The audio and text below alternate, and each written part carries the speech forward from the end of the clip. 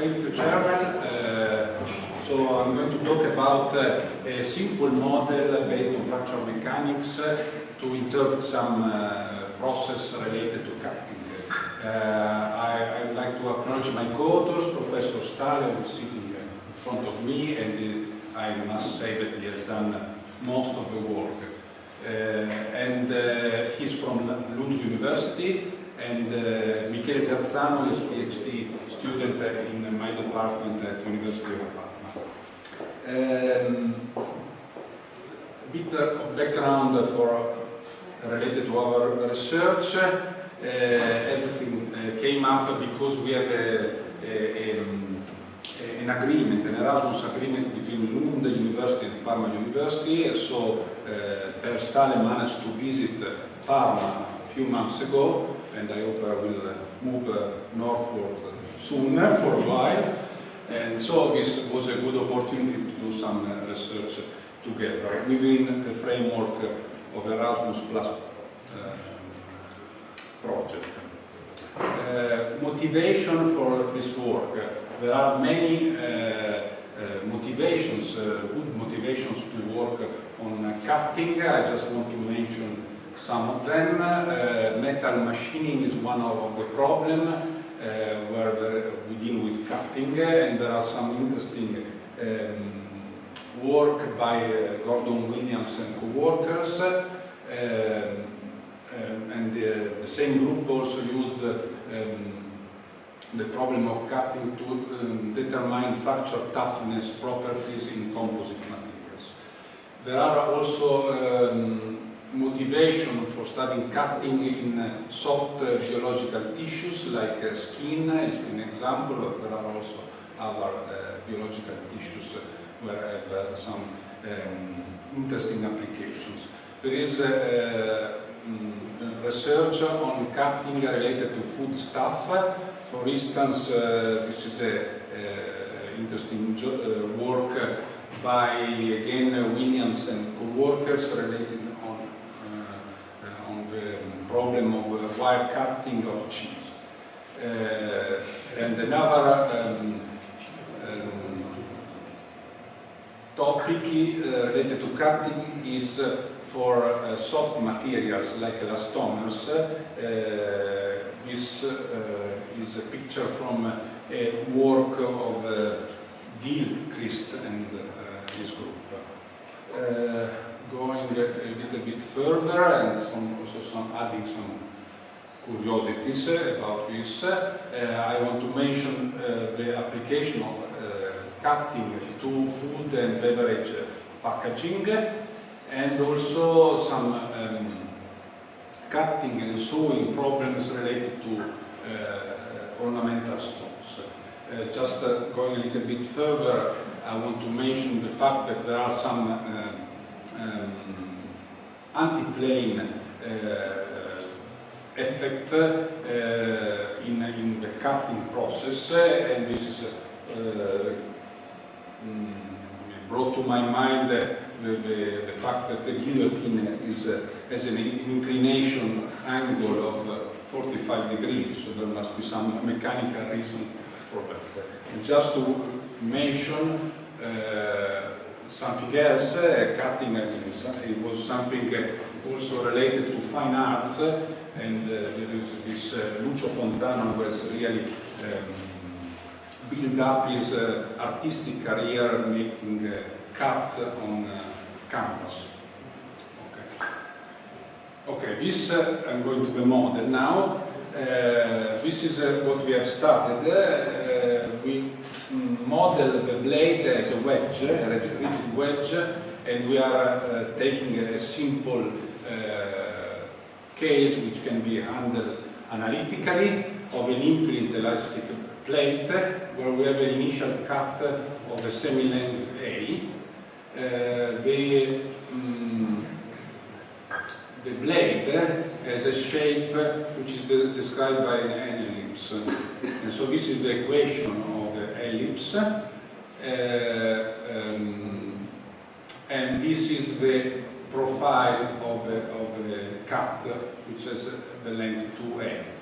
So from what you can see in this picture, we have different dimensional lengths involved. There is L, which is the length, the semi-length of the cutting tool. H0 is the semi-height of the blade. And there is this region from A1, x equal to A1 to x equal to A2, where there is you might have a detachment from the profile of the blade and the cut surfaces. So this is the geometry. V, of course, is the displacement along the y direction. And we can define here some important key parameter in the study, which is related to the sharpness of the blade itself. So we can define a material, a target material parameter, which is the crack tip radius in the condition of critical condition. So this radius is of course related to the toughness of the material and the Young modulus of the material. And we can define, having an elliptical wedge, we can define the tip radius of the blade, which is this geometrical parameter. So the ratio between these two radius give us sharpness parameters, meaning that if this sharpness parameter theta is smaller than 1, we are in a range of a sharp blade, and we'll see what this means. And when theta is higher than 1, we are in the range of a blunt blade. So we go into the fracture mechanics, linear elastic fracture mechanics of the problem.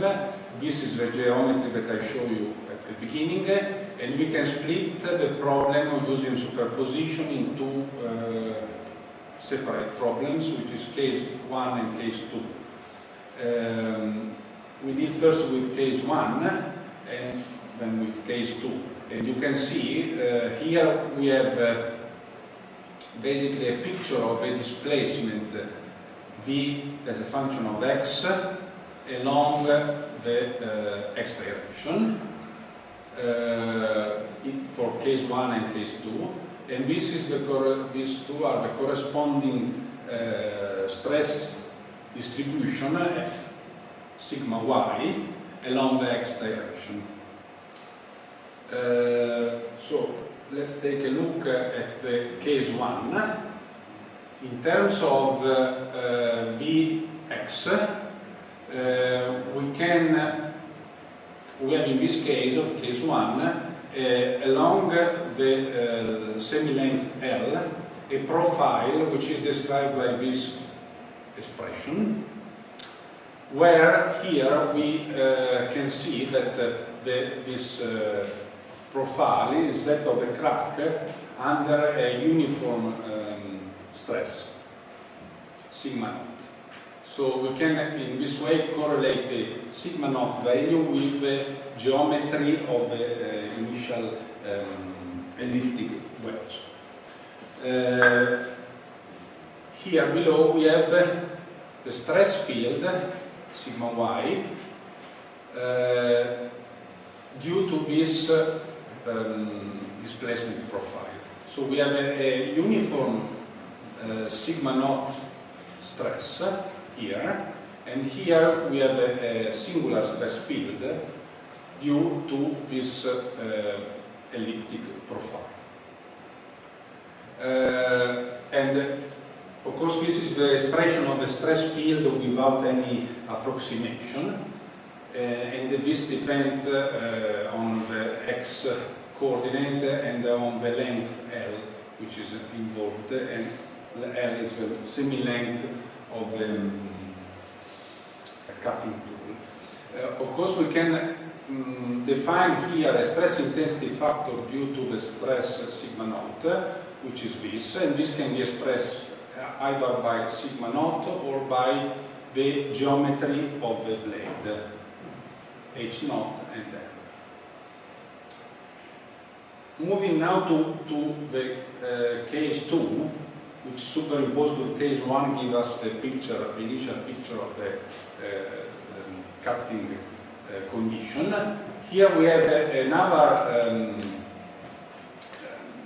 situation where basically we have the displacement along the y direction, which is 0 outside this range, which goes from A1 to A2, which has a length 2s. And this profile corresponds to this profile, this stress field, where we have here a positive sigma naught stress between A1 and L, and we have a singular stress, compressive now, in the range from L to from X larger than L. So at this point we have to find the position of A1 and A2, where we have which encompass the detached area, and this can be obtained from the condition that we have 0 stress intensity factor at A1 and A2. In the case where A2 is smaller than A, which is the initial length of the cut. In this case B, on the other hand, we have a condition where, again, in A1 the stress intensity factor is 0, but in A2, which now is coincident with the length A, we have a positive stress intensity factor. I'm just going very quickly through these calculations, but what we can do now is to calculate the stress intensity factor in the point, in the tips A1 and A2, and we write the variables in a non-dimensional form. We skip all these details, but at the end we can do two things. On one side we can calculate the semi-length S of the detached part of the problem, so it's the length between A1 and A2, and this is obtained from the condition that in the stress intensity factor in A1 is 0, and this can be done in a recursion expression which converges to a value D, which is basically the semi-length S in a dimensionless form. And then, once we have this S length, we can calculate the stress intensity factor at the point corresponding to A2. And this can be written in this way, where we have a parameter D, which is related to, which is the dimensionless semi-length S. And this, written in this way, we can appreciate the stress intensity factor at the right tip as a function normalized against the stress intensity factor Kr, which, as I showed you before, is the stress intensity factor in the condition where we have the cut fully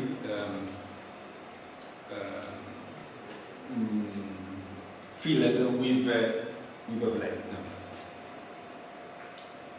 Well, I skip this. This is just a further investigation showing that we can simplify the expression if we consider instead of an elliptic blade a parabolic blade.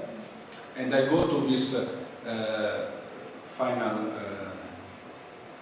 picture related to the results where, well, here the axes are not very readable, but anyway, here we have along the y, along the x-axis we have the length of the wedge minus the initial length in a normalized form, and on the y-axis we have the stress intensity factor at the cut tip over the stress intensity factor due to the wedge.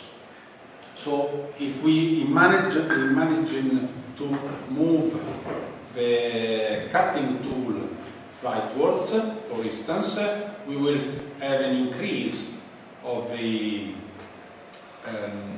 stress intensity factor, and you can have either two different situations depending on the sharpness parameter of the blade. So if we are in the range of a blunt blade, theta is higher than 1, so at some point we will reach at the right tip of the cut the critical stress intensity factor. At this point we have a stable propagation of the cut, and so the distance between the cut tip and the